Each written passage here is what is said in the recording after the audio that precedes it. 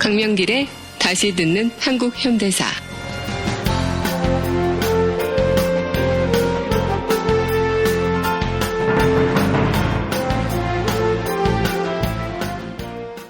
제57강 학살의 망령 서북청년단.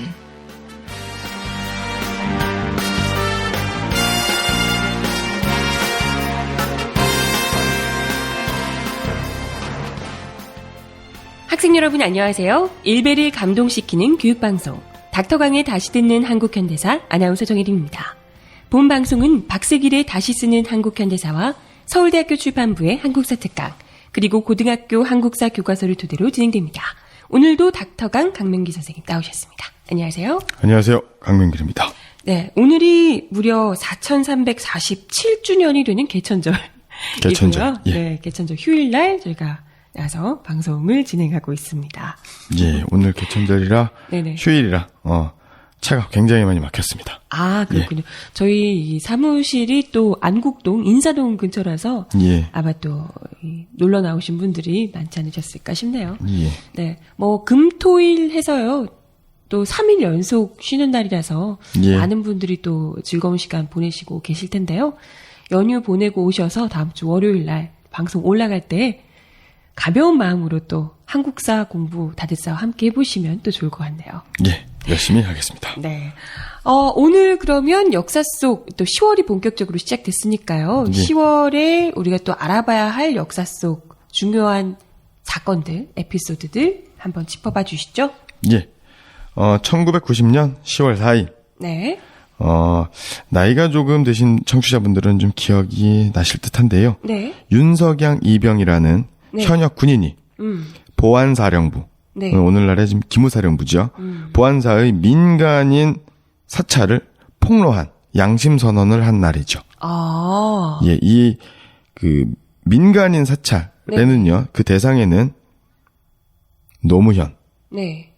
문동환, 문동환 씨는 문익환 목사님과 형제죠. 아. 예, 그 다음에 또 김대중 대통령까지.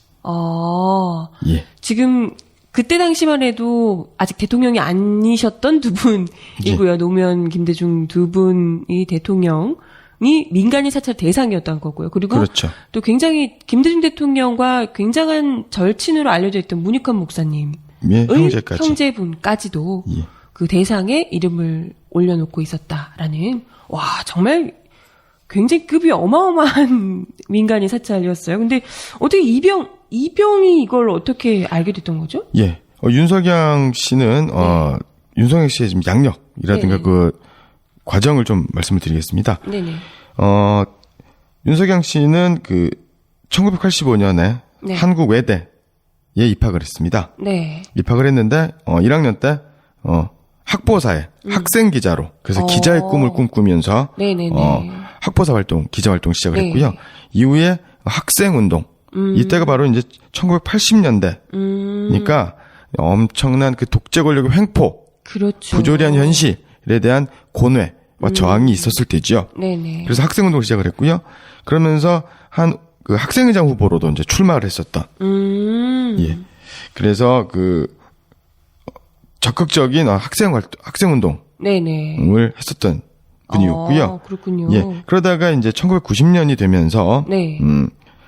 여러 가지 이제 그때 그러니까 대학교가 이제 4년 아닙니까? 네네. 근데 이제 5년, 6년의 대학 생활을 하던 기간들도 굉장히 그런 사람들도 굉장히 많았습니다. 네, 근데 이제 학생 운동을 하느라고 제대로 이제 학업을 마치지 못해서 예, 그렇죠. 예, 한 6학년, 7학년 이렇게 되는 예, 맞습니다. 분들이 꽤 계셨죠. 예, 그러다가 이제 그런 여러 가지 이제 뭐 사회 진출도 해야 될 거고 자신의 어떤 삶이 바른 길인가에 대한 고뇌도 네. 있었을 거고 네네. 뭐 여러 가지 고민이 있었던 끝에 이제 대한민국 육군의 현역병으로 입대를 하게 됩니다. 그리고 이제 신병교육대에서 이제 4주 훈련도 다 마치고 6주 네네. 훈련도 마치고 그다음에 강원도 철원의 최전방 부대에 소대원으로 이제 복무하던 중에 네네. 2달도 안 돼서죠. 연대의 인사과장에게 불려갑니다. 그리고 대공상담소라고 하는 이제 부대 내 이제 기무부대, 보안부대가 있거든요. 네네네. 거기로 이제 이첩이 됩니다. 그래서 학생운동 시절에 했었던 네. 그다음에 또 선배, 후배, 다른 조직원들에 대한 신문을 받게 되는 거고요. 그리고 나서 다시 서빙고의 대공분실로 에? 와가지고 또 그 신문을 받게 되는 거죠. 아니요, 근데 잠깐만요. 지금 이분이 그냥 법적인 뭐 불법을 저지르거나 한 게 아니잖아요. 그냥 군대 입대했을 뿐입니다. 그렇죠. 그런데 이런 사람을 뭐 집회하다 끌려가고 이런 것도 아니고요. 예. 군대에 그냥 자진해서 입대를 한 친구를 갑자기 대공분실로 끌려가서 신문을 한단 말이에요? 전적으로 불법이죠. 아니, 이게 말이 안 되는 내용 같은데요. 당연히 영장이라든가 예. 없었겠죠. 참, 그때 그 시절에 참, 쥐도 새도 모르게 군대에서, 특히 학생운동하던 친구들이 군대에서 예. 많이들 의문사를 했다고 이야기를 들었는데요. 예. 와, 이런 식으로 된 경우가 많았겠네요. 굉장히 많았죠. 그래서 그러다가 이제 회유, 네네네. 협박. 네네. 너 잘못하면 너 감옥에 갈 수 있어. 뭐 이때. 그리고 그 당시에는 녹화 사업이라는 게 있어가지고요. 네네. 그 강제 징집을 네. 해가지고 네. 강제 징집을 해가지고 이제 군대에서 네. 우리 대학생 출신이었던 학생운동했던 네네. 대학생들이 가서 의문사한 경우도 되게 많죠. 예, 그렇다고 하더라고요. 예. 이런 과정이 있어서 회유와 협박 통해서 네. 이제 회유를 당하게 되는 거죠. 아, 이분이요? 예, 그래서 예. 프락치 활동을 하게 되는 겁니다. 그러니까 같은 대학에서 이제 학생회 하던 그 친구들을 그렇죠. 대상으로 프락치 활동을 하는 그래서 거군요. 예, 대학교 앞에서 그 학생운동 시위라든가 네. 뭐 이런 것들을 뭐 정보 활동을 했겠죠. 이런 걸 하면서 보안사령부를 위해서 이제 일하는 것으로 그러다 이제 신임을 얻습니다. 네네. 그래서 보안사령부로 이동을 하게 되고요. 아, 이게 다 군대 있을 때의 예. 일이군요. 그리고 이제 서빙고 대고분실로 와서 보안사령부 대공처 수사 3과 분석반 네네. 내에서 이제 근무를 하게 됩니다. 이때 바로 김영삼, 김대중, 노무현 등 1303명의 민간인 사찰 카드, 그다음에 컴퓨터 디스켓 네. 3개를 가지고 9월 23일 새벽에 보안사령부를 탈출하는 거죠. 와. 그러면서 굉장히 많은 고뇌가 있었던 거죠. 네네. 그러니까 뭐라고 그럴까, 사상을 전향하는 것이 아니라 부조리한 권력의 횡포 앞에서 네네. 굴복해서 네. 그들의 주구가 된 앞잡이가 되어서 자신과 함께 부조리한 현실, 독재 권력에 저항하려고 했었던 동지이자 동료이자 같은 학생들을 기만하고 사찰하는 그런 것에 대한 죄책감, 네네. 양심의 어떤 소리를 들었던 거겠죠. 와, 아니 근데 아무리 그래도 그때가 물론 전두환 시기는 아니었지만 노태우 정부 시기 똑같이 어찌됐건 군부 정권 시절입니다. 예. 그런 상황에서 이렇게 그것도 군대에 있던 친구가 군 내에 일종의 기밀이라고 할 수 있는 자료를 빼내와서 세상에 폭로한다는 것이 보통 용기가 있어서는 정말 되지 않을 일 같아요. 그렇죠. 정말 그때 파장이 어마어마했겠네요. 예, 엄청났습니다. 그래서 이제 요게 윤석양 이병이 탈출을 해서 네네. 한국 기독교협의회 지금 명동에 있죠. 네네. 여기로 이제 탈출해서 그 양심선언문 그다음에 또 80일 동안 있었던 보안사령부에서의 체험을 정리를 해서 양심선언을 하게 되는 거고요. 네네. 그때 이 자료를 받아서 네. 한겨레 신문사에서 네. 그 한겨레 신문사 이인우 기자라든가 네. 이런 이인우 기자라든가 나머지 뭐 김종구 경찰청 출입 기자, 김성걸 기자 네네. 이런 사람들로 인해서 이제 특별 취재팀이 구성을 하고요. 이래서 전국 언론노조의 네네. 연합회와 함께 일을 하게 되는 거죠. 일을 하게 되는 게 아니라 그러면서 양심선언문이라든가 네네네. 어떤 보안사 즉 기무사의 어떤 민간인 사찰, 네네. 독재 권력의 횡포를 폭로하는 네. 이런 계기가 되는 건데요. 이 당시에 언론노조의 위원장이 바로 민주노동당의 당대표였고 그 다음에 나중에 이제 대통령 후보로 출마했었던 국회의원을 지냈던 권영길 언노련 당시 위원장이었었고요. 예. 그래서 이 한겨레 신문의 그 특별 취재팀이요. 취재를 통해서 확인한 사실이 서울대학 근처에 호프집이 있습니다. 네. 호프집 이름이 바로 모비딕이에요. 거기가 바로 보안사령부의 사찰활동의 근거지고요. 어머나. 위장으로 운영을 한 겁니다. 자기들이 운영을 한 거죠. 그래서 거기에 술 먹으러 온 학생들을 감시하고 그렇죠. 거기서 나온 이야기들 이런 것들을 보고 잡아갈 사람은 거기서 잡아가기도 하고 이렇게 했겠군요. 네, 그런 식으로도 하기도 하고 네네. 거기에서 이제 그 보안사 그 비밀 요원들이겠죠. 네네. 비밀 요원들의 이런 사람들이 이제 와서 대책 회의도 하고 지시도 받고 이런 곳이었죠. 어머, 무섭네요. 예. 예. 모비딕이라고 하니까 좀 많이 들어본 것 같은. 예, 맞습니다. 이 사건을 영화화해서 2011년에 박인재 감독이 만들었었던 모비딕이라는 영화가 있었죠. 예, 황정민, 진구 네네. 김민희 주연의 영화. 네네네. 바로 이 영화의 주인공이 바로 윤석양 이병입니다.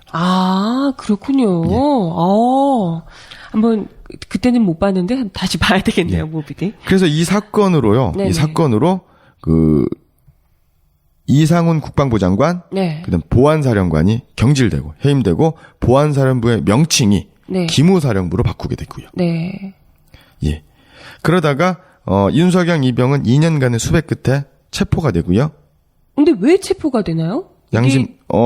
체포가 된 이유는요. 군 형법상 군무 이탈. 근무지탈. 그렇죠. 거군요. 그렇게 되고요. 그래서 구속되고 수감이 됩니다. 그리고 2년의 형기를 마치고 네네. 만기 출소해서 지금은 평범하게 살아가고 있습니다. 아니 근데 사실 이건 물론 정부에선 그러고 싶은 마음이 없겠지만 사실상 대한민국의 발전을 위해서는 너무나도 큰 역할을 해줬기 때문에 이건 상을 줘야 되는 문제잖아요. 예. 이 타령 어쩌고 타령하지 않으면 거기서 군 내에서야 절대 밝힐 수 없는 일인데요. 예. 참, 네. 이렇게 양심 고백을 해놓고도 수감이 2년 동안이나 형기를 살아야 되는 이런 게 진짜 너무 답답하네요. 예, 민간인 불법 사찰 같은 경우에 이 사건으로 이제 국방부 장관이라든가 보안사령관이 경질이 되고 네네. 해임이 된 거죠. 그럼요. 그리고 보안사령부 이제 기무사령부로 이제 바뀌면서 네네. 그렇다라고 하면 보안사령부 네. 정부의 민간인 사찰의 네. 불법적 행위들이 시인이 되고 인정이 된 거죠. 예. 그렇다라고 하면 윤석양 이병은 내부 고발자가 되는 거죠. 그럼요. 포상을 해야 되고 칭찬을 해주고 격려를 해줘야 마땅한데도 네. 불구하고 형법상 근무지탈이라는 혐의로 실형을 살게 되는. 네, 참 잔인하네요. 예. 이러면 오히려 더 내부 고발자들이 나올 수 있는 환경 자체를 아예 막아버리는 것 아닌가라는 생각이 들기도 하고요. 예, 맞습니다. 실제로 근데 이게 이름이 아까 기무사로 바뀌었다고, 그렇죠. 보안사가 기무사로 바뀌었다고 하는데 사실 그 이후로도 이름이 바뀐 기무사에서도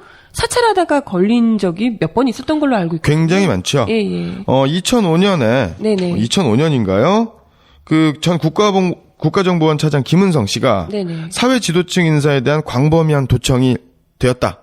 도청이 이루어졌다라고 진술하기도 하고요. 네네. 뭐 이것뿐만 아닙니다. 대단히 많은 네. 빈번하게. 뭐 수첩 흘려서 걸리기도 하고 뭐 이랬던 그렇죠. 걸로. 최근에도 국정원 요원들이 네. 어떤 시민단체, 네.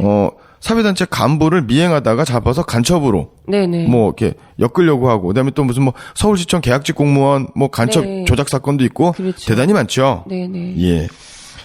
참 이런 민간인에 대한 이 무차별한 사찰이나 예. 감시 이런 것들이야말로 정말 제대로 민주주의 국가라면 있을 수가 없는 일이고요. 예. 그렇기 때문에 최근에 특히나 우리가 요즘 인터넷 망명, 사이버 망명이라는 이슈가 떠오르고 있을 정도로 인터넷 사찰이 또 화제잖아요. 모바일 예, 맞습니다. 사찰. 예.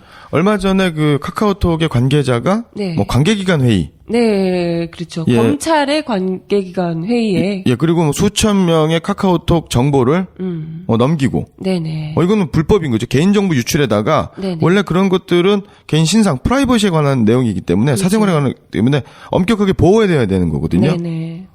이게 대단히 이게 이제 유신의 부활이 네. 되었다. 네. 긴급조치 시대가 된 것은 아닐까라는 네. 의심이 들 정도로 네. 정말로 이 땅의 민주주의와 인권이 네. 철저하게 유린되고 있는 그런 징후들이 보이는 것 같아서 네. 너무나 안타깝고요. 마지막에 체포되면서 윤석영 이병이 이런 이야기를 했습니다. 네. 언제나 행동에 나서려 할 때마다 군 입대 후 보안사령부의 강요 때문에 몸담았던 학생운동 조직의 수사에 협조한 기억이 나서 나의 뒷덜미를 잡고 놓아주지 않았습니다. 라면서 반성, 그 다음에 어떤 그때 인간적인 고뇌들을 그렇군요. 말하기도 하였습니다. 개인에게 얼마나 큰 폭력을 국가가 저지른 것인지. 네. 근데 중요한 건 이때는 지금 90년이고요. 예. 지금으로부터 24년 전인 거죠. 예, 맞습니다. 예, 근데 지금 24년이 지난 지금에도 비슷한 일들이 일어나고 있다는, 예. 그때나 지금이나 똑같이 독재 정권이라는 것을 보여주는 것 같습니다. 네, 또 다른 역사 속 오늘이 있을까요? 예. 1996년 10월 7일. 네. LA타임즈, 미국의 신문이죠. 네. LA타임즈에서 이런 보도를 했습니다. 1980년 광주 왕쟁 당시. 응. 1980년 광주 민주항쟁 당시 네. 미국은 네. 한미 연합사령부 소속의 병사 차출을 사전 승인했으며 미국의 카터 대통령은 특사를 통해 전두환의 군 동원 계획의 지지 의사를 전달했다라고 보도했습니다. 뉴욕타임즈가 보도를 했다는 거죠. LA타임즈가. LA타임즈가. 그러니까 80년 5월 네. 민주주의를 요구하는 무고한 광주의 선량한 시민들에게 네. 학살을 자행한 전두환 정권을 지지하고 네. 전두환 정권의 군사행동을 승인한 것이 바로 미국이다. 네. 그러므로 80년 5월 피해 학살의 배후에 미국이 있었다라는 것이 네네. 신문 보도를 통해서 네. 증명된 날이다. 네, 이건 뭐 의혹 이런 게 아니고요. 실제로 예. LA타임즈 미국 언론에서 이렇게 밝힌 거고 사실 그 전에도 굉장히 이런 의혹들이 좀 많이 있긴 했었거든요. 미국에서 사실상 아무리 군부 정권이라고 하지만 우리나라의 위에 또 미국이 우리가 군대를 마음대로 일으킬 수 없는 나라잖아요. 그렇죠. 미국의 승인이 없이는 도저히 이 군 문제를 군사를 일으키거나 할 수가 없기 때문에 아마도 미국이 다 허용을 했을 것이다. 이런 의혹들이 있었는데 이게 이제 예. 사실인 것으로. 저희는 전시 작전권이 없는 나라 아닙니까? 그럼요. 예. 아, 그렇군요. 네. 예, 또 한 가지 말씀드리면요. 네네. 1988년 네. 10월 7일 국세청에서 네. 국정감사 자료를 통해서 발표한 내용이 있습니다. 네. 뭐냐면 88년이니까 이제 전년도, 즉 1987년 네.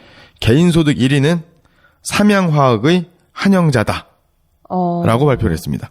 보통 예. 예, 보통 개인소득 1위면은 뭐 재벌 총수, 그러게요. 무슨 뭐 이건희 뭐 정몽구, 네네. 뭐 아니면 이건희 회장과 아니면 뭐 정몽구 회장의 이제 부친이었던 뭐 이병철 삼성 네네. 회장, 고 정주영 회장, 뭐 이런 사람들 아니었겠습니까? 그러게요. 어떻게 이렇게 됐죠? 예, 삼양화학은 어떤 회사냐? 네. 삼양화학의 한영자 씨는 어떤 사람이냐? 네네. 88년의 전년도면 87년이지요. 예. 민주화 운동. 유월항쟁 있고 예. 그랬던 때죠. 그때 시민들이 네. 거리로 나왔죠. 그렇죠. 함께 거리로 나온 게 있죠. 바로 체류탄이죠. 이 삼양화학은 체류탄을 제조하는 업체였습니다. 아니 그러면 그때 최루탄을 경찰에게 팔아서 정부에게 팔아서 예. 그걸로 개인소득 1위를 차지했단 말이에요. 예. 온갖 재벌들 다 누르고 그렇죠. 얼마나 많은 최루탄을 시민들에게 쏴댔는지 느껴지네요. 참, 개인소득 1위를 만들 정도로. 예. 야, 끔찍합니다. 창조 경제 아닐까 싶습니다. 이런 얘기하니까 지금 다시 또 2014년에 이런 일이 일어날까봐 끔찍하네요. 예. 네. 아무튼 오늘의 역사 이 세 가지 함께 하셨고요. 그럼 본편, 오늘 특집편이죠. 예. 네. 서북청년단과 관련한 이슈 함께 다뤄보겠습니다. 지금 여러분께서는 강명길의 다시 듣는 한국 현대사를 듣고 계십니다. 역사 속 인물, 서북청년단과 정치 깡패. 깡패들의 주먹 세계를 그린 영화 장군의 아들과 드라마 야인시대, 무풍지대 등에 등장하는 인물들의 상당수는 이승만과 자유당, 그리고 서북청년단과 밀접한 관계를 맺고 있다. 대표적 인물로는 이화룡, 이정재, 임하수 등을 꼽을 수 있는데 서북청년단 감찰부장을 지낸 박치기왕 이화룡은 제주 4.3 항쟁의 토벌작전에 참여하였으며 이승만의 신복인 이기붕은 이화룡에게 자유당 입당 제의를 하기도 하였다. 1958년 충정로 도끼 사건으로 구속되면서 깡패 생활을 청산하고 영화 사업에도 종사하기도 했다. 씨름장사인 자유당 감찰부장 이정재는 일제강점기 때에 김두한이 조직한 친일 매국단체 반도의용 정신대 서기를 보다가 김두한의 추천으로 경찰 특채가 돼 경찰이 되었다. 광복 후에는 동대문 상인연합회를 조직하고 이기붕과 연을 맺어 자유당의 감찰부 차장이 되었으며 1954년 4.4 개헌 당시 국회 방청객 난동, 1955년 자유당 창당동지회 방해, 1956년에는 대통령 선거 당시 야당의 집회를 방해 테러를 가하고 1957년에는 장춘당 공원 정치 테러 사건을 저지르는 등 정치 테러의 주요 인물로 악명이 높았다. 5.16 군사 정권에 의해 교수형에 처해졌다. 또 다른 깡패 이마수는 이승만 정권의 비호 아래 온갖 악행을 저질렀고 연예인들을 선거 및 정치적인 행사에 동원시키며 연예인을 정권과 여당인 자유당을 선전하고 표심을 얻는 도구로 사용하였다. 처음으로 연예인들을 성상납에 이용한 것으로 알려져 있기도 하다. 대한반공청년단 종로구 단장이었던 임화수는 3.15 부정선거에 적극 개입하였고 그가 저지른 결정적인 정치 테러는 4.19 혁명의 도화선이 된 1960년 4월 18일에 고려대학교 학생 습격 사건이다. 그는 정치 테러 혐의로 체포되었고 교수형에 처해졌다. 네, 제57강 특집 학살의 망령 서북청년단 편입니다. 지금 이 서북청년단을 재건한다는 서북청년단 재건이가 등장을 해서요. 최근에 굉장히 핫하게 화제가 되고 있습니다. 예. 이분들이 서북청년단을 재건한다고 하면서 세월호 노란 리본 이런 거 자르려고 다니고 예. 그러신다고 하더라고요. 그래서 선글라스를 쓰고 이상 좀 조끼 이런 걸 입으시고 사실 청년이라고 하긴 좀 약간 나이가 좀 있으신 것 같은 어르신들께서 다니시던데 많은 분들이 굉장히 학을 떼며 분노를 하고 계시는데요. 우리 또 젊은 청취자분들께서 특히 제 나이 또래만 해도 서북청년단이 정확하게 어떤 단체인지 잘 모르시는 분들이 계실 것 같아요. 그래서 물론 이번 이 재건이가 등장함을 계기로 어떻게 보면 좀 다시 한 번 더 서북청년단이라는 것이 얼마나 어떤 단체인지 실체도 좀 파악하고 왜 이것에 대해서 많은 분들이 분노하고 있는지 이런 것도 좀 같이 짚어보면 좋지 않을까 하는 마음에 저희가 특집편으로 서북청년단의 역사적 의미에 대해서 밝혀보는 시간을 마련했습니다. 네, 그럼 우선 서북청년단이란 단체가 어떻게 처음 시작된 단체인지 이야기를 좀 해주시면 좋을 것 같아요. 서북청년단은 네. 1946년 11월 30일. 네, 그럼 광복되고 나서 바로죠. 네. 예, 미군정 시대였죠. 이때 서울 종로 YMCA 네네. 강당에서 서북청년회 결성식을 거행을 하게 되는 거죠. 예, 여기에는 서북청년단에 의해서 네네. 서북청년단이었던 안두에 의해서 암살당한 네. 백범 김구 선생을 비롯한 우익 민족 진영의 정객들도 다수 참석을 해서 축하를 했고요. 처음에는 그러니까 어떤 이렇게까지 될지는 모르시고 좀 우익 쪽의 인사들이 다 이렇게 좀 그렇죠. 우익 쪽에 있는 청년들이 모임이다 이 정도로 이제 생각을 하셨던 모양이에요. 그런 건 아닌데, 네네. 여기에는 김구 선생의 어떤 공과를 따져볼 네네네. 필요는 있는데, 요건 조금 이따가 말씀을 네네네. 드리도록 하겠습니다. 그리고, 김구 주석도 이제, 백범 김구 선생도 참석을 했었고, 이승만은 축하 화환까지 보냈습니다. 축하한다고? 예, 그래서, 반공 우익 세력들이, 다 지지했었던 단체다라고 말씀드릴 수가 있고요. 이 서북청년회, 서북청년단의 서북이라는 게 바로 평안도 지역입니다. 그래서 평안도 지역에 있었던 청년들이 대거 남하를 하게 되는 게 바로 북한과 남한의 어떤 체제가 좀 달랐다라는 거죠. 네네. 광복 직후에 북한에서는 김일성의 항일무장 세력, 그다음에 또 소련군이 진주를 하게 되는 거고, 네네. 남쪽엔 미군정과 미군이 이제 진주를 하게 되는 거죠. 그렇죠. 그러면서 이제 남한에서는 하지 못했었던 친일파 청산과 토지 개혁이 이루어지면서 친일 지주들, 네네. 그리고 일제 주구가 되어서 일제 앞잡이가 되어서 생계를 유지했었던 네네. 청년들이 대거 남하를 하게 되는 겁니다. 요때가 바로 그러니까 6.25 전쟁, 한국 전쟁 당시에 1.4후 때 피난민들이, 북한 네네. 사람들이, 북한 주민들이 굉장히 많이 내려오거든요. 네네. 그만큼은 아니지만 거의 한 3-40명 정도? 그래서 북한 인구의 한 10% 정도가 지금 내려왔다라고 이제 보는 게 맞고요. 그런데 거기에는 계층적으로는 친일 지주, 친일 지주라고 하면 뭐 친일 지주면 얼마 되겠습니까? 네네. 그 다음에 상당수 대부분은 일제 앞잡이를 통해서 뭐 헌명 보조원도 뭐 이런 사람들도 있었겠지만 네네. 그보다는 그 치안을 유지하기 위해서 어떤 뭐 일제 밀정이라든가 이렇게 그 뭐 자경단, 네네. 자위단, 그러니까 민간 단체를 통해서 왜냐하면 그 일제의 공식적인 공권력이 집행이 되게 되면 저항을 받게 되는 게 있는 거죠. 네네. 그래서 요즘으로 치면은 그 재작년인가요? 그 노조를 파괴하려고 했었고 노조 불법적으로 경찰 대신 가서 진압을 했었던 컨택터스 네, 용역 깡패라고 하죠. 라고 볼 수가 있는 거죠. 그런 역할을 했었던 사람들이 실업자가 되고 뭐 당연히 북한으로부터 탄압을 받지 않겠습니까? 그렇죠. 그러면서 대거 내려오게 되는 거고요. 그때는 북한 지방이니까 만주 지방에 있었던 사람들도 대거 내려오게 됩니다. 네네. 대표적인 사람이 이선근이라는 사람인데요. 이선근은 우리나라 문교부 장관, 즉 교육과학부 장관, 교육인적부 장관까지 지냈던 사람이고요. 국사편찬회도 만들고 서울대학교 교수까지 지냈던 사람입니다. 성균관대학교 총장. 서북청년단 출신인데 그렇게까지 한 거예요?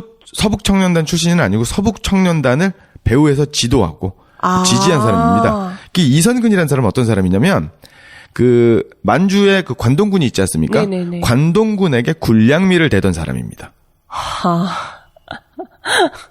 그렇군요. 그러니까 일제가 패망하자 만주에서 살 수가 없게 되는 거죠. 그렇죠. 그리고 북한에 있을 수도 없게 되는 거죠. 네네. 그러면서 남하를 하게 되는 건데 요때 그 만주 지방에서 네. 관동군에게 그 곡식, 식량, 군량미를 되니까 악질 침입합니다.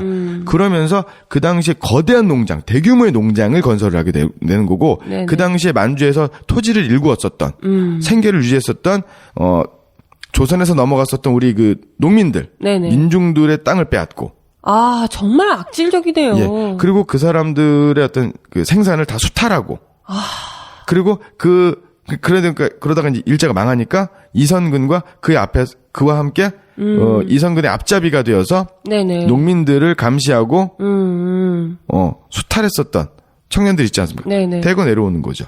그러니까 이 서북청년단이라고 하는 건 지역적으로는 평안도 출신이라고 네. 하지만 광범위하게 보면 광복 직후에 네네. 광복 이전까지 일제에 부역하고 일제를 통해서 생계를 유지했었던 사람들, 네네. 일신의 영달을 추구했었던 사람들이 북한에서 탄압을 받게 되니까 네.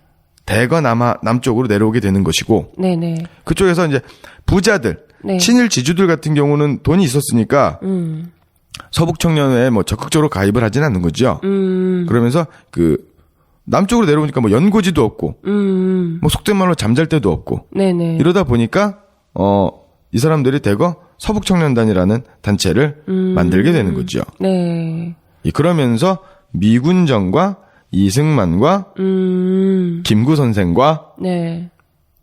뭐 여러 정객들의 지지를 받으면서 후원을 받으면서 네. 세력을 확장하게 되었다라고 이제 볼 수가 있는 거죠. 여기에 이제 김구 선생님께서 같이 또 처음에는 어쨌건 예. 합류를 하시게 됐다라는 것도 참 아이러니한 일인데요. 사실 이들이 일단은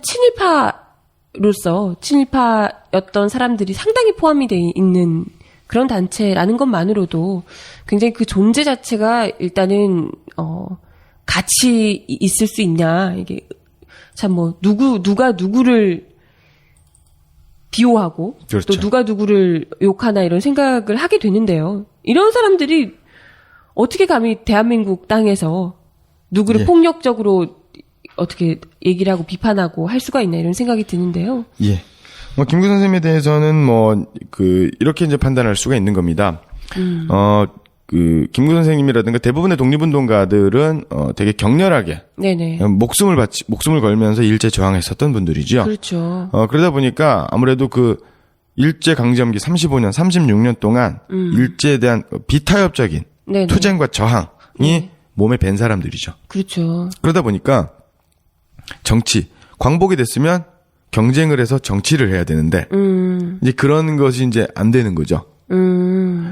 그렇게 보고 그다음에 또 김구 선생 같은 경우에는 반공 우익 인사였죠. 네네. 그러다 보니까 내려왔던 서북청년단 계열의 사람들하고 되게 친할 수밖에 없었던 것이고. 네, 실질적으로 성향 자체가 예. 민족주의 계열이긴 하지만 공산주의하고는 완전 결을 달리하는 이런 그렇죠.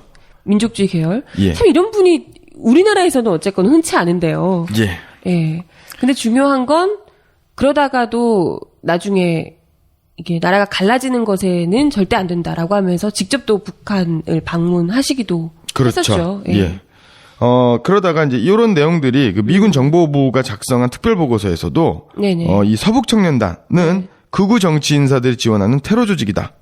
아, 테러 조직이다라고 이야기를. 어느 집단도 좌익에 대한 복수심에서는 서북 청년단을 따르지 못했다.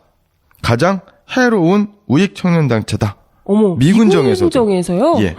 세상에. 아니 근데 복수심이라고 얘기했는데요. 좌익에 대한 복수심이면 사실 당한 건 오히려 일반 이런 독립운동을 하시던 민중들이잖아요. 그렇죠. 근데 아니 당한 거 피해자가 왜 어떻게 가해자한테 여기에는 이제 숨은 비밀이 있는 겁니다. 네네. 실제로 이 서북 청년단의 어떤 구성원들이 북한에서 네.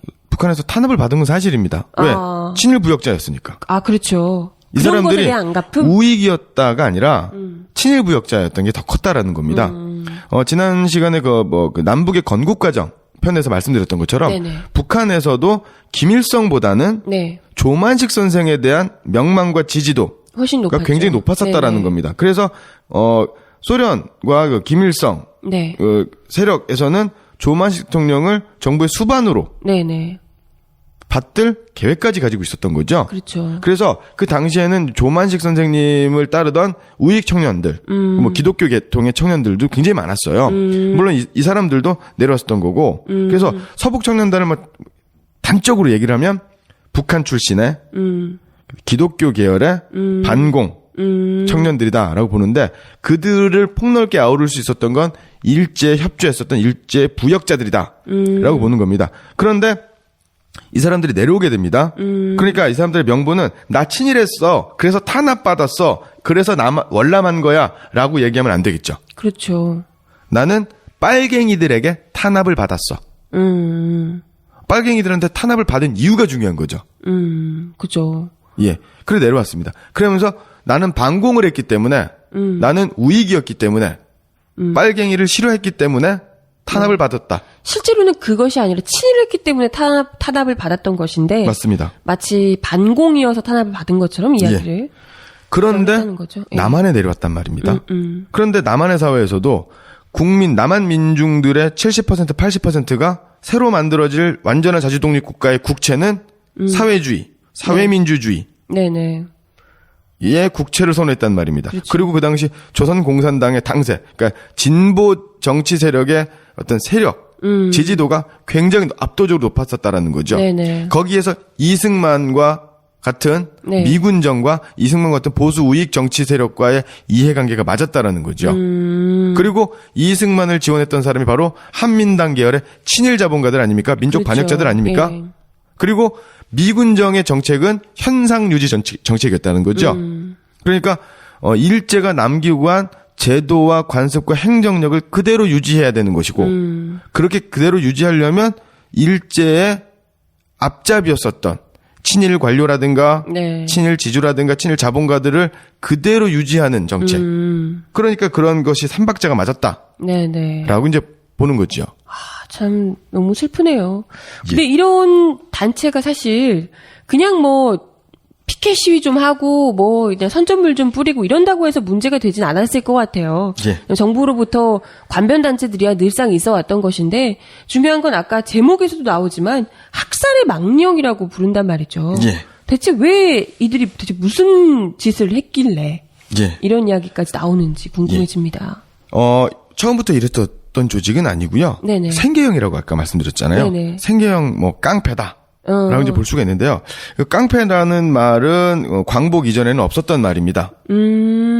그러니까 우리가 잘 아는 뭐 그 광복 이전에 종로에서 네네. 뭐 명동의 하야시하고 싸웠었던 김두한, 네네. 뭐 구마적 신마적 이렇게 네네. 드라마로도 나오지 않았습니까? 예. 그때는 주먹패라고 아. 했어요. 깡패가 아니라 표현 예. 자체가 주먹패 이런 그렇죠. 식이었던 거죠. 그런데 이 깡패라는 말은 광복 이전엔 쓰지 않았었고요. 광복 이후에 사회적 정치적 혼란을 틈타 폭력을 휘두르며 못된 짓을 하는 패거리. 그래서 깡패인데 패는 패거리라는 뜻이고요. 네. 깡이라고 하는 건 갱스터. 예, 갱스터는 뜻입니다. 그렇군요. 예. 이 의미 자체를 처음 알았네요. 깡패라는 의미의 어원. 예.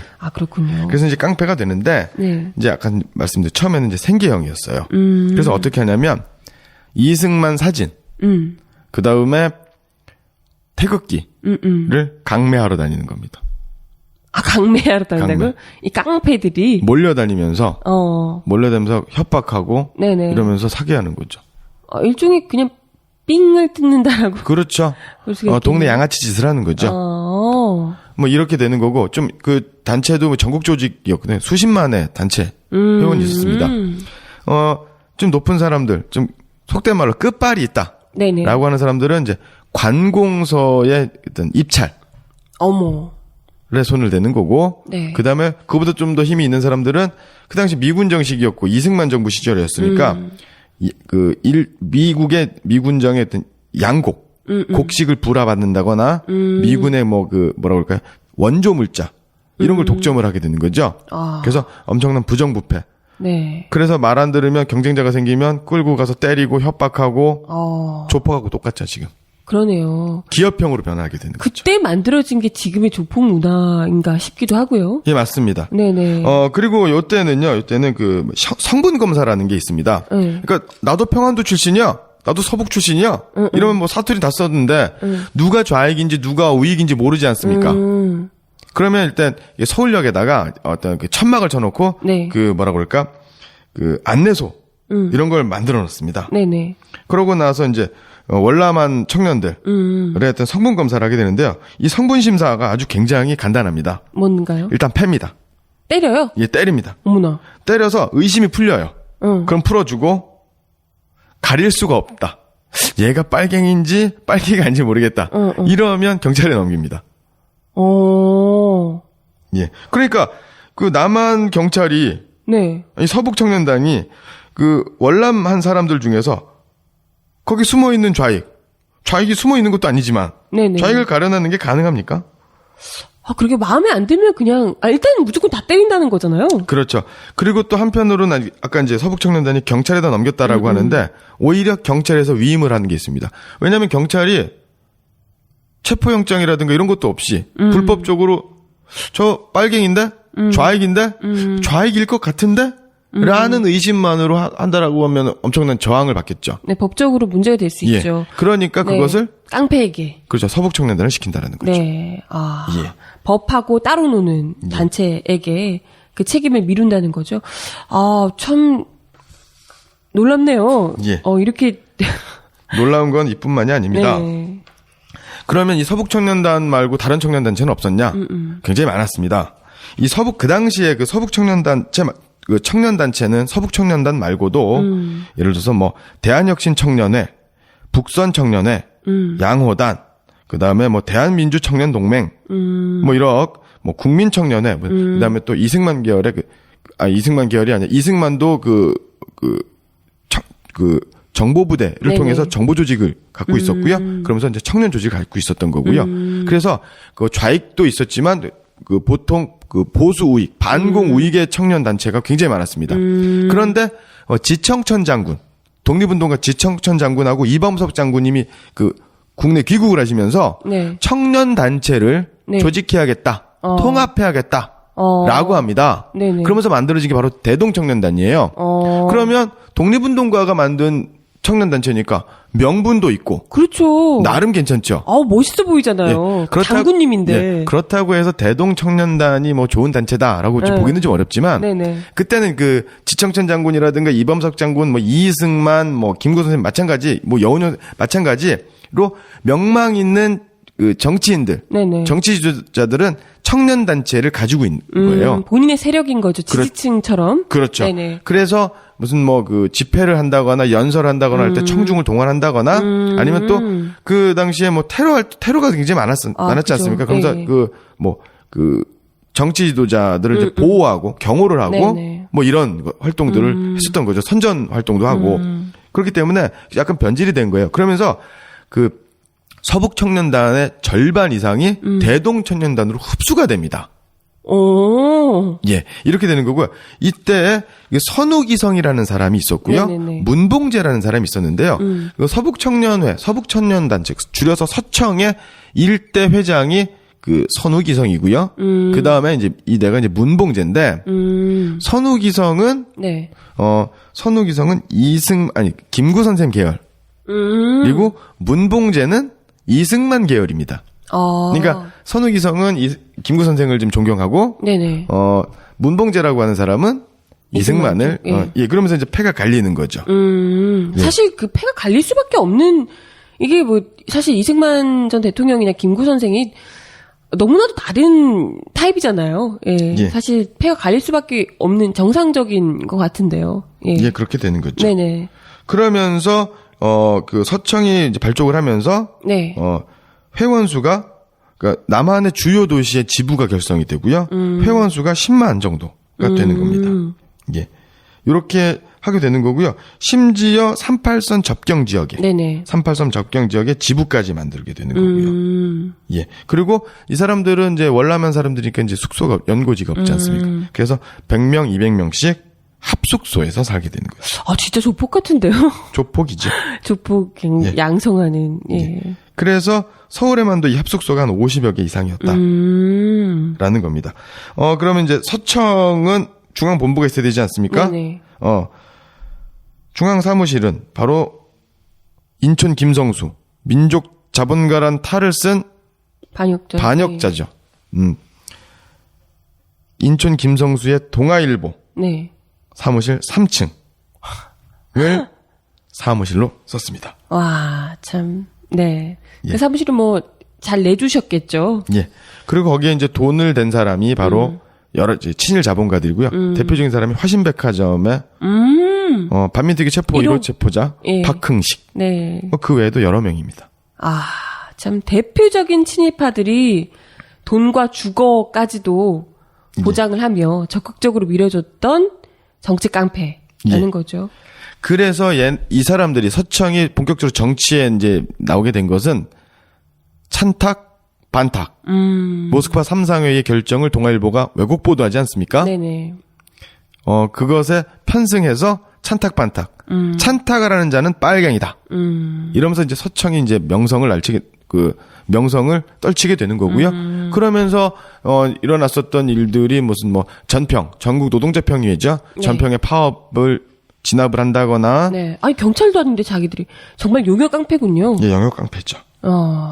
예, 이렇게 되는 거고요. 네. 결국에는 여운형, 그다음에 몽양 여운형 선생, 김구 선생의 암살 배후에도 서북청년단이 아주 밀접하게 깊숙하게 관계되어 있는 거죠. 네. 실제로 그 김구 선생을 테러한 예. 안두희가 서북청년단 간부로 알려져 있는 상황이죠. 예, 맞습니다. 예. 이 안두희는 그 육군 포병 출신이죠. 648기입니다. 8기. 일본군 출신. 예, 648기고요. 그런데 648기 그러면 누군지 잘 모르시죠? 네. 648기에 우리나라 초대 중앙정보부장 김종필. 김종필의 라이벌이자 중앙정보부장을 지낸 김형우. 다들 친일파 일본 장교. 그렇죠. 네. 그렇군요. 아주 친일파 중에서도 고퀄리티의 그런 그렇죠. 이 라인이군요. A급 친일파. 네네. 그다음에 또 독재자. 독재의 그 앞잡이들이었죠. 네네. 그래서 그 서북청년단의 안두희는 서북청년단의 그 총무부장. 그러니까 요즘으로 치면 사무국장, 재정을 네네. 관리하는 사람이었던 거죠. 네. 그러다가 어느 순간 입대를 하게 되는 거고, 육사 입대를 하게 되는 거고, 여기에는 이승만의 배우설이 굉장히 설득력 있는 정황 증거가 지금 나타나가 있는 거고요. 네. 그러고 나서 1949년에 육군 소위로 임관하고, 그 다음에 1949년 6월 27일, 6월 26일 날 백범 김구 선생을 암살하게 되는 거죠. 네네네. 그러고 나서 그 다음 날인 27일 날 민간인을 사살을 했다라는 혐의로 구속이 되는 거죠. 네. 그러고 나서 49년 8월 달에 불명예 파면이 되는데 네. 그럼 재판회부에서 징역을 살해야 되지 않습니까? 네. 이승만 대통령의 재정, 그다음에 최병덕 당시 육군참모총장의 어떤 심사로 무기징역에서 15년으로 감형이 됩니다. 네. 그리고 그리고 그 다음 해인 1950년 3월에는 10년으로 감형이 됩니다. 그리고 6.25 전쟁, 한국 전쟁이 발발한 바로 이틀 있다가 네. 이태원에 있는 육군 형무소에서 석방이 되고요. 최병덕 참모총장의 지시로 합법적 절차에 따라 형이 집행정지가 됩니다. 하하, 전쟁 시기다 이거죠. 예. 그리고 기무부대, 보안사령부의 전신인 특무부대 김창룡 특무대장이 네네. 석방시킨 후 CIC 방첩대죠. 네. 보안사령부의 네. 전신이죠. 예, 문관이 됩니다. 야, 참 아까 기무사령부 이야기도 했었는데 거기에서 또 활약을 하셨다는 거군요. 예. 아, 참 다른 사람도 아니고요. 무려 김구 선생, 우리 대한민국 민족에게는 정말 가장 큰 의미를 또 지니는 많은 웬만큼에서는 대한민국에서 김구 선생을 모르는 사람은 없잖아요. 그렇죠. 그만큼 김구 선생을 암살했던 이 또한 많은 국민들을 충격과 분노에 빠뜨렸던 만큼 응당 처벌을 받았어야 옳은 것인데 저번 우리 다드사에서도 이야기를 드렸지만 오히려 이 안두희 서북청년단의 간부로 활동했던 이 안두희 씨는 오히려 그 민간인 택시기사가 살해를 하기 전까지는 아주 떵떵거리면서 굉장히 큰 부를 축적하며 살고 있었던 그분이 바로 이제 것으로. 박기서 선생님이시죠. 네네네. 예. 그렇죠. 알고 있죠. 아, 네. 그래서 안두희가 그 서청의 그 종로지부 총무부장으로 일하다가 네네. 1948년 12월에 육사 8기로 입교를 하게 되는 거고요. 그러고 나서 이제 백범 김구 선생을 암살하게 되는 거고요. 네네. 그 암살 배후설에 네. 바로 장택상 네. 있었고요. 서청의 2대 회장이었던 문봉재가 있었던 거고요. 이승만. 예. 네. 라인인. 그리고 당시 육사 5기 출신의 대위였던 장은산. 그렇죠. 다들지 칠파죠. 예, 그렇습니다. 예. 아, 참. 뭐 이렇게 되는 거고요. 네. 또 그 서북청년단은 김일성도 암살하려고 했습니다. 1947년 3.1절에는 그 서울운동장, 네. 오늘날의 그 동대문 역사박물관 네네. 있는 데죠. 여기에서 좌익 청년들과 이제 충돌을 벌입니다. 예. 그리고 그날 오전에 서청에서 이춘식이라고 하는 단원을 북한에 파견을 합니다. 그리고 권총 추대합니다. 그래서 평양의 3.1절 기념식에 네. 잠입을 하게 됩니다. 오. 혼자 가는 건 아니고요. 깡패 한 20여 명을 데리고. 그런데 연단 앞까지 접근이 안 되는 거예요. 그렇겠죠. 예, 그래서 김일성 암살은 미수. 이게 이제 그치게 되는 거죠. 네. 예. 그러면 이것은 바로 그 서청은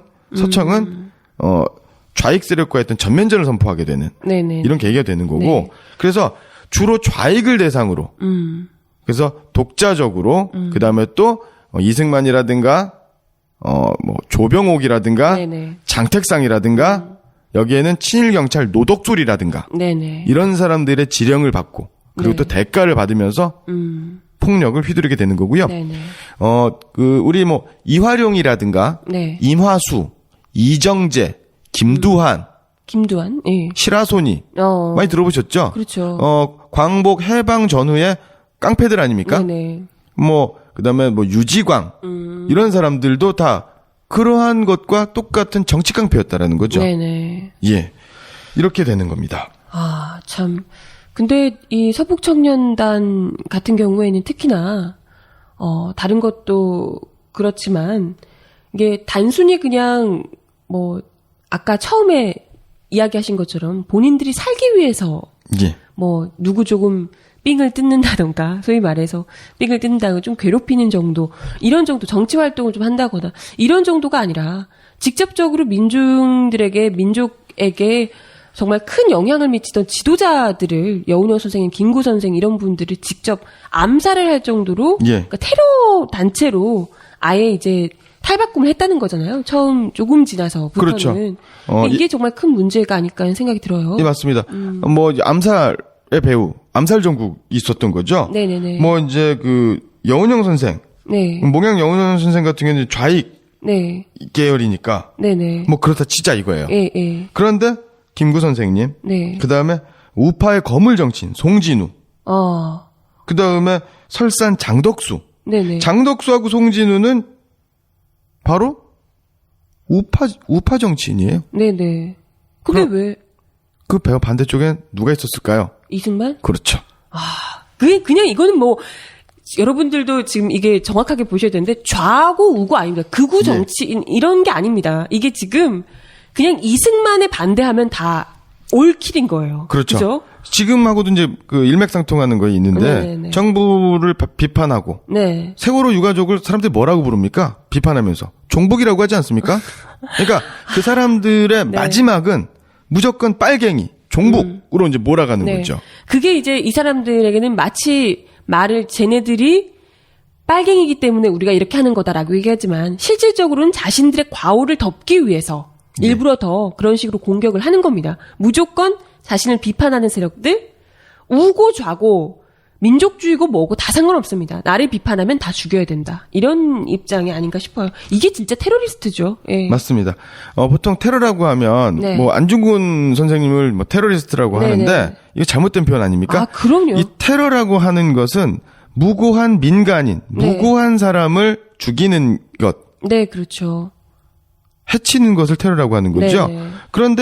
그런데 보통 테러리스트들, 네. 뭐 알카이다라든가 이런 사람들은 자국민, 자기 지역 사람들은 해치지 않습니다. 네네. 남의 지역을 해치는 거죠. 네네. 그런데 이 서북청년단은 자기 중요한 우리나라- 인물이건 인물이 아니건 네. 요인이건 요인이 아니건도 상관없고 자국 국민들을 그렇죠. 대상으로, 네. 자국 국민들에 대한 무자비한 살해, 학살을, 학살, 예. 사륙을 네. 하게 되는 거죠. 네. 지금 아까도 이제 테러리스트로 변모하는 모습도 이제 이야기를 해주셨는데 주요 정치인들 이승만에게 뭔가 좀 위협이 될 만한 정치인들을 쭉쭉 살해를 했다 이렇게 예. 이제 이야기를 또 하셨고요. 그것 말고도 제가 알기로는 어마어마한 학살을 또 많이 자행한 걸로 예. 알고 있거든요. 제가 지난 시간에 우리 말씀드렸었던 네네. 피카소의 그림, 네. 한국에서의 학살이라는 그림이 있지 않습니까? 그렇죠. 이 그림이 사실은 서북청년단의 학살입니다. 아, 예. 그렇군요. 그 1950년에 그 신천군 학살 네네. 사건인데요. 이 신천군은 그 황해도에 있는 네. 학살이고요. 신천군 주민의 4분의 1인 3만 5천여 명이 학살된 사건입니다. 이 피카소의 그 한국에서의 학살의 네네. 그림을 보면은 군인은 있는데 이게 북한군인지 중공군인지 네네. 소련군인지 미군인지 국군인지 몰라요. 예. 그래서 피카소의 학살에 대해서 다른 의견을 제시하는 사람들은 야, 이 학살한 사람이 미군이 아니다. 우리가 보통 알고 있는 미군에 의한 학살이라고 알고 있지 않습니까? 미군이 아니다. 이거 뭐 북한군이 그런 거 아니냐. 그것은 학살 자체를 반대한 거지 미군이라든가 남한 군대, 국군에 의한 학살, 민간인 학살을 비판한 건 아니다. 라고 얘기를 하는데요. 이 계급이 없다. 군복이 국가 표시가 안 나는 거죠. 네네. 이게 바로 이제 서북청년단의 학살이다. 라고 보는 주장이 굉장히 강하다라는 거죠. 왜냐하면 신천군 학살을 소재로 했는데 이 신천군 학살의 배후에는 서북청년단과 같은 계열의 반공 우익 청년단체가 가담을 했었던 일이거든요. 아, 그렇군요. 예. 여기서도 어마어마한 또 양민들에 대한 끔찍한 학살이 일어났다라고 저희가 지난 편에서 말씀을 드렸었고요. 예. 네, 뭐 이것 말고도 사실 국내에서도 우리 제주 4.3 항쟁 같은 그렇죠. 경우에 굉장히 끔찍하게 또 벌어졌던 양민 예. 학살. 신천군 사건보다 먼저 일어난 게 바로 이제 4.3, 네네. 4.3에서의 학살이죠. 네. 이 4.3에서 학살이 일어나기 직전부터, 그러니까 네. 학살이 자행되기 전부터 서북청년단이 이제 지원을 네. 들어가게 되는 거고요. 네네. 그러면서 그런 과정이 이제 벌어지게 되면서 그 여수에 있는 우리 13년대 군인들에게 학살 진압을, 예. 4.3을 진압하라고 명령을 하지 않습니까? 그래서 그렇죠. 출동을 거부를 하게 되는 거고, 네. 그러니까 인원이 없는 거예요. 진압할 네. 인원이. 그래서 그때 서북청년단 인원이 대거 증파가 되는 거죠.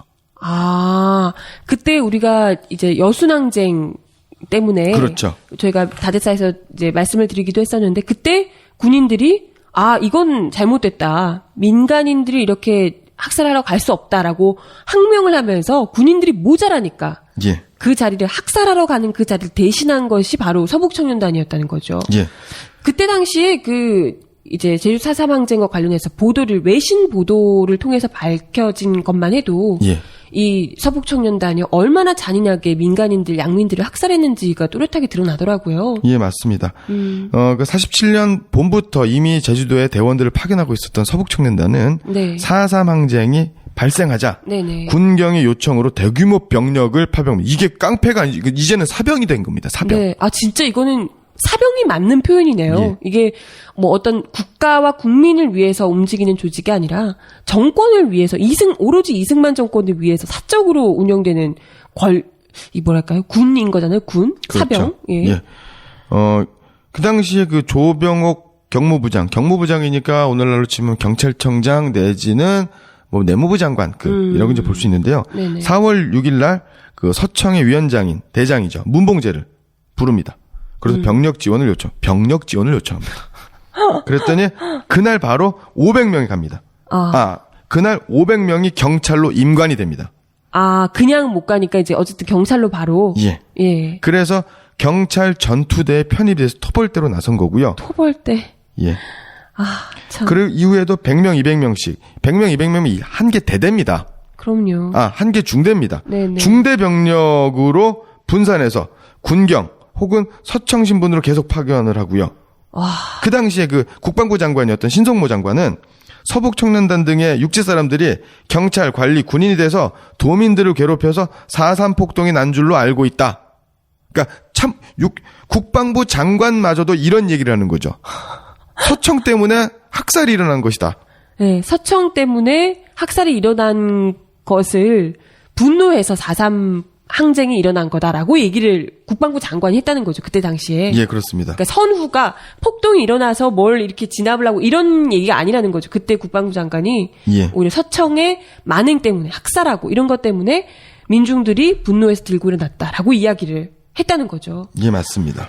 아, 참, 뭐, 몇백 명 급파하고 했다고 하는 게 대상이 지금 여러분 어떤 적군 이런 게 아닙니다. 이들이 제주 양민들 그 대상이요. 아이들, 노인들, 여성 다 포함이 돼 있는 정말 아무것도 모르는 예. 순진무구한 양민들이었다는 거죠. 학살 대상이. 그래서 그래서 학살 네네. 아까 말씀드렸던 것 중에 이제 빼먹고 말씀드렸던 게 뭐냐면 노조를 파괴하는 거. 노조 파괴 공작이라든가 무슨 뭐 반대하는 사무실 습격이라든가 네네. 이런 건 굉장히 좀 별건 아니네요. 지금 별거 이렇게 되게 보면. 사소한 거죠. 네. 예. 그런 정도는 아무것도 아니고 이렇게 진짜 정말 사병처럼 직접 파견이 돼서 사람을 죽이는 전쟁처럼 학살하는 이게 학살이 맞는 표현입니다. 학살하는 일에 대거 투입이 됐던 테러리스트 조직이라고 볼 수가 있습니다. 그래서 여기 또 이제 말씀 안 드린 게 바로 이제 보도연맹 사건. 보도연맹 예, 사건에서도 서북 청년단 원들이 네. 주도가 돼가지고. 그랬겠군요. 예. 최소 10만, 대략적으로, 나름대로 이제 합리적으로 판단한 게 희생자가 네. 한 25만에서 30만이다. 그런데 지금 되게 급진적인 어떤 연구자 같은 경우 100만 이상일 수도 있다. 네. 그래서 이 서청은 아까 말씀드렸었던 신천군 학살 사건, 제주 4.3, 그 다음에 보도연맹 사건, 네. 안 끼는 데가 없습니다. 폭력이 있고 피가 있는 곳에, 피가 흘리는 네. 곳에 있었다라는 거죠. 그리고 이런 훈련과 무기는 네. 다 국가에서 이승만 정부에서 다 지원을 됐던 했다라는 거죠. 예. 예. 그러면서 나중에는 이 사람들이 광복 이후에 한국 전쟁 이후에도 네. 이제 빨갱이 사냥을 하게 되는 거 분위기를 이제 잡아가게 되는 거죠. 그러면서 정말. 이러한 것들이 바로 이제 이승만 정부 시절에 뭐가 됩니까? 아까 말씀드렸던 유지광이라든가 이정재라든가 이마수라든가 이말용 같은 정치 깡패로 네. 나누어지게 분화가 되는 거고 자기들끼리 이권 다툼. 왜냐면 전쟁 국면이 지나요. 네. 그러면 할 게 없죠. 그렇죠. 돈 벌 데 없는 겁니다. 그러니까 자기들끼리 치고받고 암투가 일어나게 되는 거고. 이게 이제 제가 봤을 때는 이것은 대한민국 조직폭력배의 어떤 시초다. 그렇겠네요. 라고 볼 수 예. 있는 거고요. 미국 정보보고서 G2에 의하면 네. 장택상 수도청장 네네. 장택상은 블랙타이거 갱이라는 사조직이 있었고 이 블랙타이거 갱이라는 사병 조직은 대부분이 서청 조직이다. 라고 이야기를 하고 있습니다. 여러분도 아시겠지만 이 장택상이 또 대표적인 친일 경찰로 친일파라고 보기보단 친일파의 아들이죠. 친일파의 아들로 예. 또 알려져 있던 인물이죠. 예. 아, 네. 그래서 장택상을 정치적으로 정치적인 서북 청년단의 정치적인 배후에는 조병옥, 장택상, 노덕술, 이승만 네. 등이 있었다라는 네. 거고요. 아까 말씀드리다 말했던 그 경제적인 지원을 했었던 사람들은 네. 바로 누구냐? 아까 말씀드렸던 화신백화점 사장이었었던 박흥식. 네. 이 그다- 반민특위 1호 체포자죠. 예. 그다음에 최성모라고 하는데요. 최성모는 신동아 최순영 회장의 부친입니다. 예. 그다음에 최창학이라고 하는 이름 많이 들어보신 적 있을 겁니다. 금광갑부입니다, 이 사람은. 아, 예. 그다음에 김동원이라고 하는 재헌국회 부의장을 지냈던 사람들. 네. 예. 대표적으로 친일을 하면서 부를 축적한 이들이 재산을 대고 재산을 이제 뒤에서 경제적인 후원을 해주고요. 예. 그리고 정치적으로 친일 경찰 또는 친일 군인 출신의 이들이 또 힘을 실어주고 제대로 뒤에서 푸시를 해주고 예. 그리고 이승만 정권을 제대로 비호해 주는데 이들이 이 어둠 속에서 사병 조직으로 활동하며 예. 반대파들을 제거해 오는 그런 역할을 해왔다. 예. 그런데 이제 최창학 같은 사람은 네네. 자기가 일부러 돈을 네. 준 게 아니고요. 에피소드가 있습니다. 네. 선우기성이라고 하는 초대 서청 회장이 최창학에 갑니다. 네. 그래서 우리 서북청년단체가 좀 어려우니까 일주일 동안 뭐 생활할 수 있는 좀 뭘 기부해라 라고 했더니 거부를 합니다. 네네. 그랬더니 행동대장을 시켜가지고 칼을 배에다 들이댑니다. 어머나. 그러면서 이런 말을 합니다. 누구 때문에 우리가 생명을 내놓고 이러는 줄 알아? 당신 배에는 칼이 안 들어가? 어디서 많이 들어본 거 아닙니까? 그냥 조폭. 조폭 영화에 예, 나오는 장면이죠. 그러면서 오늘날 액수로 한 1억 원 정도 현금을 세상에. 강탈했다라고 네. 하는 거죠. 아, 참, 그냥, 이 조폭의 원조라고 볼 수 있을 것 같아요. 그냥 조폭의 원조이기도 하고요. 하지만, 오늘날의 조폭도요, 여러분들, 다들 아시겠지만, 오늘날의 조폭도요, 자기들끼리는 싸워도, 그냥 민간인들에게는 손대지 않습니다. 그게 진짜 그 조폭의 원칙이에요, 자기들끼리, 그 세상에서. 그렇죠. 근데 이들은 아무것도 잘못한 것도 없는 일반 양민들까지도 학살했던 이들이고요. 그렇기 때문에 더더욱이 가장 지탄받아야 할 대상이고 예. 지금이라도 이들을 지금 재건한다는 이야기가 나오는 것 자체가 소름 돋을 정도네요. 예. 이들을 재건해서 어쩌겠다는 건지 또다시 양민 학살을 하겠다는 건가요? 예. 이 실제로 이제 서북청년단은 아까 이제 말씀드렸을 때 이제 그 광복군 총사령관이었던 그 네. 지청천 장군이 그 청년단체를 통합하는 뭐 대동청년단을 만든다. 네네네. 여기에는 이선근 아까 말씀드렸던 네. 관동군한테 굴량미를 대든 이선군도 이제 결합을 하게 되고 막 이렇게 네네네. 되는데 이러면서 그 서청이 분열을 거듭을 합니다. 그래서 이승만의 지시에 따라서 통합을 하고 해체를 하게 되는 거거든요. 그러면서 모든 게 다. 예, 대한청년단이라는 단체로 새로 만들어집니다. 아, 서청에서? 예, 이 총재가 바로 이승만이고요. 국방부 장관 신성모가 단장입니다. 아니, 이게 무슨 건전한 청년 단체예요. 이건 그냥 관변 단체잖아요. 예. 정부 사병 조직이라고 볼 수가 있을 것 같아요. 예, 그러니까 서청은 위험한 거죠. 그러니까 서청이 남북 네네. 분할된 이런 불안한 틈을 타 그다음에 또 자기 조직이 해체되니까 네네. 자기 기득권이 없어지는 겁니다. 네네. 서청의 아까 말씀드렸었던 대한청년단의 간부가 30명인데요. 서청 출신은 3-4명밖에 없는 거예요. 그러다가는 위축이 되는 거죠. 아, 그러니까 서청이 계속해서 분열하고 이렇게 하는 도중에 예. 이승만에 의해서 그러니까 왜냐면 말을 안 듣는 거예요. 아, 이제 너무 커지니까. 그렇죠. 그래서 이승만 대통령이 얘들을 좀 쪼개가지고 말 잘 듣는 애 몇몇만 데리고 가고 새로운 조직을 아예 대한청년단을 만든 그렇죠. 거군요. 그러니까 기존에 이승만의 비호 하에 마음껏 폐악질을 부리던 서청이 약간 좀 왜 이렇게 사냥 끝나고 나면 사냥개를 삶아먹는 것처럼 토사구팽 당한 상황이 좀 되다 보니까 그렇죠. 좀 억울해졌다라는 거군요. 예. 그러니까 이승만이 이럽니다. 이 나라의 청년단체는 대한청년단뿐이다. 진짜 토사구팽이네요. 그래서- 더러운 짓은 다 시키고. 예. 그 재건인지 무너지게 되는 거죠. 무산이 되는 거고. 그렇군요. 그러다가 이제 13년 정도 있다가 1963년. 네. 1963년에 대통령이 누구죠? 박정희. 그렇죠. 네. 서울시민회관에서 전국 청년운동 지도자 대표 2118명이 모여서 청우회라는 친목단체를 발족했습니다. 친목단체. 네. 근데 친목단체인데 반공 이념을 앞세워 반대파를 억압하던 유신 독재 체제에서 네. 친목단체. 이게 말이 됩니까? 그러게요. 그래서 이 단체가 바뀝니다. 전국 청년운동협의회. 이게 그냥 서청의 거의 이제 후속 타군요. 그렇습니다. 예. 아, 그렇군요.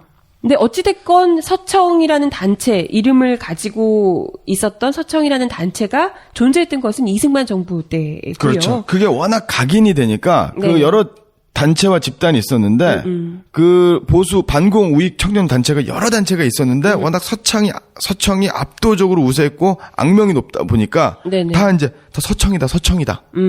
호환 마마 전쟁보다 무서운 게 서청이다. 네네. 이런 얘기가 이제 돌았을 정도였다라는 거죠. 네. 그러니까 오늘날도 치면 뭐 어버이연합, 고엽제 전후회 그 많은 단체들이 있지. 관변단체라고 좀 보기는 어렵지만 네네. 자유총연맹을 네. 자유총연맹을 위시해서 네. 굉장히 많은 단체들이 있지 않습니까? 무슨 그렇죠. 탈북자 연합회 네네.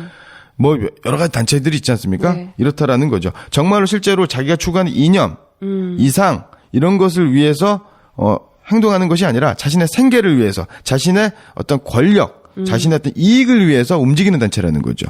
생계형 조폭이다. 네네. 생계형 이념적 조폭이다. 네. 이렇게 볼 수 있다라는 겁니다. 네. 예. 근데 중요한 건, 이게 사뭇 제가 이야기를 들으면서 드는 생각인데, 굉장히 이 독일의 나치 시절에 히틀러의 정권을 비호하던 예. 나치 친위대하고 굉장히 흡사하다 이런 느낌을 많이 받아요. 그러니까 사실상 히틀러가 거기서 이제 권력을 잡고 독재를 하면서 그 히틀러의 정권을 비호하고 하기 위해서 굉장히 폭력적인 집단이고 거의 뭐 광기 어린 수준의 나치 친위대가 있었던 거잖아요. 예. 그들이 사실상 일반 민중들에게 가한 뭐 폭력적인 행태 이런 것들이 굉장히 좀 이 분위기를 두렵게 만들었던 거고요. 맞죠? 굉장히 좀 비슷하지 않나 이런 서북청년단이라는 게 굉장히 비슷하지 않나 이런 생각을 하게 됩니다. 이들이 결국에는 뭐 어떤 정치적 이념이 아니고요. 아까도 이야기를 드렸지만 이들이 오로지 했던 것은 뭐 생계형이기도 하지만 오로지 이들이 뭐 추구했던 바는 이승만 정권을 굳건하게 유지시켜 주는데 예. 학살도 서슴지 않았고요. 예. 반대파건 뭐건 네. 학살을 자행하면서 굉장히 이제 폭력적인 모습을 저질렀더라라는 것이 예. 핵심이 아닐까 생각이 예. 드네요. 사람을 죽인 사람들인데 네네. 무슨 짓을 못 하겠습니까? 그럼요. 그 제가 말씀드렸던 그 민간인 학살이라든가 네네. 보도혁명 사건이라든가 네네. 이러면서 여러 가지 얘기를 하지 않았습니까? 그래서 뭐 주민들을 모아놓고 뭐 서로 뺨 때리기를 시작했다. 네네. 그다음에 할아버지 손자 간에 때리기 네, 했다. 그렇죠. 그다음에 또 여자를 겁탈 강간하고 네. 어떻게 했다. 이런 것들의 상당수가 바로 서북청년단의 소행입니다. 참, 네. 인간 같지 않은 잔인한 짓들을, 사실 맞아요. 그러니까 아까 얘기하신 것처럼 사람을 그렇게, 그것도 불쌍한 양민들을 그렇게 학살을 하는 마음을 가진 사람들이 어떻게 뭔 짓을 못하겠습니까? 예. 그럼에도 불구하고, 정말 단두대에 올라야 할 이들이 그 어떤 법적인 처벌도 받지 않고 그냥 역사 속에 묻혀버리고 지금에 와서 2014년에 와서 아무렇지도 않게 그걸 재건하겠다고 하는 사람들이 정말 이건 뭐 인간의 탈을 쓰고 이런 얘기를 할 수 있을까 싶은데요. 그런 예. 사람들이 또 등장하고 있다는 것 자체가 더더욱이 무시무시하지 않나 생각을 하게 됩니다. 예. 정말 안타까운 현실이고요. 네. 어쩌다가 서북청년단을 재건한다라는 사람들이 나타나게 되었는지, 네. 어른이 된 예. 제가, 학생들을 가르치는 제가, 우리 학생들에게, 우리 저보다 후배들에게, 부끄러움을, 미안한 마음을 숨길 수가 없습니다. 네. 예, 못난 어른들 때문에, 우리 후손들에게 네. 부끄러운 역사가 반복되게 해서는 안 되는 일인데, 네네. 정말로 정말 안타까운 일이죠. 예. 네. 아무튼 이번 일을 계기로 잘 모르셨던 분들도요. 서북청년단이 실체가 무엇인지, 무엇을 추구했던, 그리고 어떠한 끔찍한 학살에 자행했던 단체인지를 분명히 알고, 이런 이야기가 뭐 재건을 한다니 이런 이야기가 아예 거론조차 될 수 없는 그런 분위기를 우리가 확실하게 만들어줄 필요가 있겠다 생각이 듭니다. 예. 네. 오늘 57강 특집으로 학살의 망령 서북청년단 편을 함께 하셨고요. 끝으로 들려주실 이야기 있을까요? 예. 아까 말씀드렸었던 깡패라는 말은 네. 광복 이전에는 존재하지 않았던 말입니다. 네. 광복 이후에 사회적 정치적 혼란을 틈타서 네. 폭력을 휘두르며 못된 짓을 하는 패거리가 2014년 대한민국의 백주대로에 나타나고 있습니다. 네. 막아야 되지 않겠습니까? 그렇죠.